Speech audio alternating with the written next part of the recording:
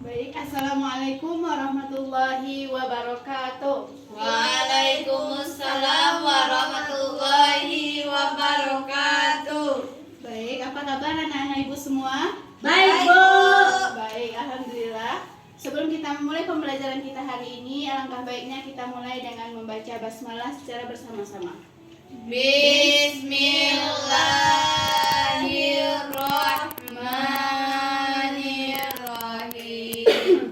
Semoga dengan pembacaan basmalah tadi lancarlah pembelajaran kita dari awal sampai dengan akhir nanti. Amin amin ya rabbal alamin. Nah, untuk pertemuan hari ini kita akan belajar mengenai apa anak-anak ibu? Rasul-rasul kekasih Allah Subhanahu wa Ta'ala. Nah, pada pertemuan hari ini kita akan belajar mengenai rasul-rasul kekasih Allah Subhanahu wa Ta'ala. Nah, langsung saja kita masuk kepada poin yang pertama, yaitu kita lihat pengertian iman kepada Rasul. Nah, ibu mau bertanya dulu nih, apakah dari anak-anak ibu tahu apa itu iman? Yakin, percaya, yakin ya. Beri aplaus untuk anak-anak ibu. Nah, jadi iman itu artinya percaya. Bisa juga yakin. Nah, jadi iman itu bisa artinya percaya, yakin. Apa yang kita percayai? Yaitu iman kepada Rasul. Kita harus percaya bahwa Allah itu telah benar-benar mengutus para Rasul yang membawa risalah yang untuk disampaikan nantinya kepada umat manusia. Nah, coba ulangi Suci, apa itu iman kepada Rasul? Itu percaya bahwa Allah mengutus Rasul untuk nanti menyampaikan risalah kepada umat manusia. Ya, bagus. Beri aplaus untuk Suci. Nah, jadi iman kepada Rasul itu adalah kita percaya dan meyakini bahwa Allah itu benar-benar mengutus para Rasul untuk menyampaikan risalahnya kepada umat manusia. Nah, selanjutnya Ibu mau bertanya, iman kepada Rasul ini rukun iman keberapa? Keempat. Ya, rukun iman keempat. Percaya kepada Rasul ini adalah rukun iman yang keempat. Kita wajib untuk meneladani atau meyakini bahwa rasul-rasul itu memang ada.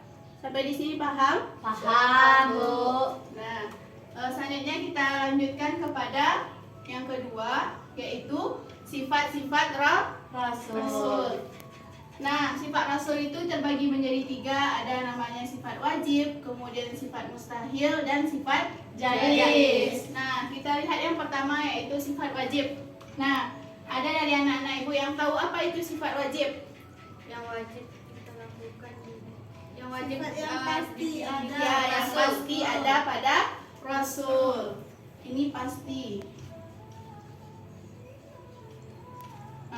Sifat yang wajib atau ada pada rasul. Yang pertama itu ada Sidik. Ada yang tahu apa itu sidik? Benar. Ya, benar. Nah, sidik itu benar bahwa para rasul itu dia selalu membenarkan apa yang disampaikan oleh Allah Subhanahu wa Ta'ala. Nah, yang kedua itu amanah. Dapat dipercaya. Dapat dipercaya.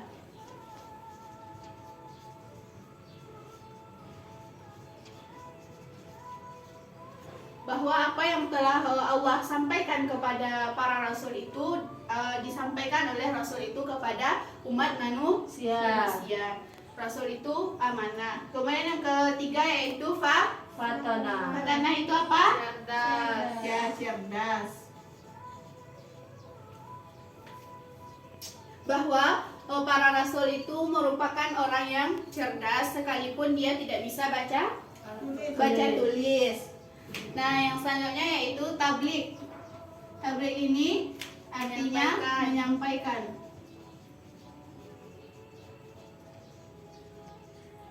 Rasul Allah itu dia menyampaikan apa yang telah Allah wahyukan kepada mereka dan mereka sampaikan nantinya kepada umat manusia. Kemudian Kemudian yang kedua, kita lihat sifat mustahil. Sifat mustahil ini sifat yang tidak mungkin ada pada Rasul. Ini sifat yang tidak mungkin ada pada Rasul. Nah, ini lawan dari sifat wajib. Yang pertama yaitu kizib. Lawannya apa? Dusta. Ya. Lawan dari benar. Lawan dari benar. Kizib ini artinya dusta. Atau berbohong. Tidak mungkin seorang rasul itu dia berbohong dan tidak menyampaikan apa yang telah Allah wahyukan kepada merekanya. Kemudian yang kedua, khianat. Lawan dari apa? Lawan dari amanah. Ya, amanah. Berarti dia berarti dia tidak menyampaikan apa yang telah percaya. tidak dapat dipercaya dan dia tidak menyampaikan apa yang telah Allah wahyukan, dan tidak mungkin seorang rasul itu dia bersifat khianat. Nah, kemudian yang ketiga yaitu baladah atau bodoh. Nah, seorang rasul itu tidak mungkin dia bersifat bodoh. Nah, kemudian yang terakhir yaitu kitman itu lawan dari tablik. Artinya dia menyembunyikan.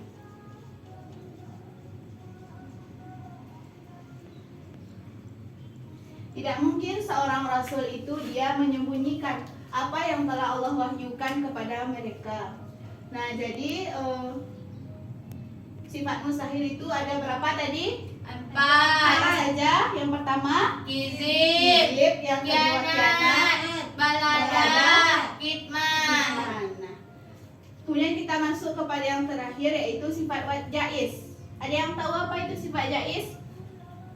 Sifat yang boleh ada pada Rasul, Bu. Ya, sifat yang boleh ada pada Rasul. contohnya apa?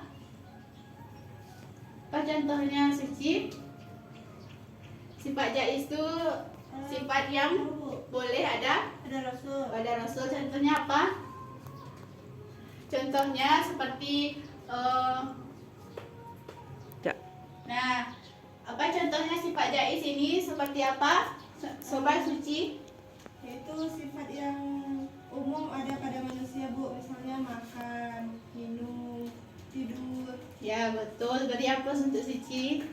Nah, jadi sifat jaiz ini sifat yang boleh atau yang boleh ada pada Rasul itu seperti yang dilakukan oleh manusia, mempunyai hawa nafsu, kemudian makan, minum, dan lain sebagainya. Nah, sampai di sini anak-anak ibu sudah paham? Insyaallah, Bu. Nah, baik. Selanjutnya kita lanjutkan kepada apa sih tugas seorang rasul itu? Menurut anak-anak ibu, apa sih tugas seorang rasul itu? Menyampaikan risalah, Bu. Ya, betul. Seorang rasul itu dia menyampaikan wahyu atau risalah yang diwahyukan oleh Allah kepadanya, kemudian dia sampaikan kepada umat manusia. Nah, sebelumnya ibu mau bertanya dulu nih, apa perbedaan nabi dan rasul? Ada yang tahu enggak? Ada yang tahu? Tidak, Bu. Yang lain? Rasul yang menerima kita. Ada yang tahu? Rasul dapat wahyu, kalau Nabi Nggak tahu ya. Nabi belum tentu Rasul, Rasul sudah pasti Rasul. Rasul sudah pasti. Jadi mau jelaskan perbedaan nabi dan rasul. Nah, kalau nabi dia itu kan sama-sama menerima wahyu dari Allah Subhanahu wa taala, tetapi itu hanya untuk dirinya sendiri dan dia tidak wajib untuk menyampaikannya kepada umat manusia. Itu Nabi, Bu. Ya, itu nabi. Kalau rasul dia menerima wahyu dari Allah, kemudian dia sampaikan kepada umat manusia. Umat manusia yang terus. Iya, Bu. Nah, coba ulangi Aziza, apa itu nabi, perbedaan nabi dan rasul? Kalau Nabi menerima wahyu dari Allah, tidak wajib disampaikan kepada umatnya, Bu. Ya. Tapi kalau Rasul disampaikan wahyu kepada Rasul tersebut, wajib diberikan kepada umatnya, Bu. Ya, betul. Beri aplaus untuk kita semua. Nah, sampai di sini paham anak-anak ibu semua? Paham, Bu. Nah, untuk yang terakhir kita lihat apa sih hikmah kita beriman kepada Rasul-Rasul Allah ini. Yang pertama, dapat menambah keimanan kita kepada rasul Allah Subhanahu wa Ta'ala. Nah, untuk selanjutnya kita lihat hikmah beriman kepada rasul-rasul Allah Subhanahu wa Ta'ala. Nah, hikmah yang pertama yaitu dapat menambah keimanan kita kepada rasul-rasul Allah Subhanahu wa Ta'ala. Nah, dengan kita meyakini bahwa rasul itu benar-benar ada, nah dapat menambah keimanan kita. Kemudian yang kedua, dapat menjadikan teladan atau contoh dalam hidup kita dengan kita mengimani rasul-rasul Allah Subhanahu wa Ta'ala. Kita dapat mencontoh sifat-sifat yang ada pada rasul. Yang pertama yaitu kita mencontoh sifat sidiknya, kemudian amanahnya, kemudian menyampaikannya atau tablignya. Dan terlebih lagi kita sebagai siswa dapat mencontoh bagaimana sifat cerdasnya seorang Rasul Allah Subhanahu wa Ta'ala. Nah, sampai di sini anak-anak Ibu sudah paham? Paham, Bu. Nah, baik. Selanjutnya Ibu minta satu orang untuk menyimpulkan apa pembelajaran kita hari ini. Silakan Nurul, simpulkan. Iman artinya itu percaya, yang mana iman kepada Rasul itu termasuk ke dalam rukun iman yang keempat. Nah, sifat-sifat Rasul itu terbagi menjadi 3, ada sifat wajib, sifat mustahil, dan sifat jaiz. Kalau sifat wajib itu sudah pasti yang ada pada sifat Rasul. Kalau sifat mustahil itu dusta dan tidak ada pada Rasul. Nah, sedangkan sifat jaiz itu artinya boleh. Ya. Dah, Bu. Udah Nurul, terima kasih Nurul. Beri aplaus untuk Nurul. Nah, sampai di sini anak Ibu sudah paham ya. Silahkan dibaca-baca lagi bukunya untuk pertemuan kita selanjutnya. Mungkin karena waktu kita sudah habis, mungkin sekian dari Ibu. Mohon maaf apabila ada kesalahan kata dan perbuatan. Wabillahi taufiq wal hidayah. Wassalamualaikum warahmatullahi wabarakatuh.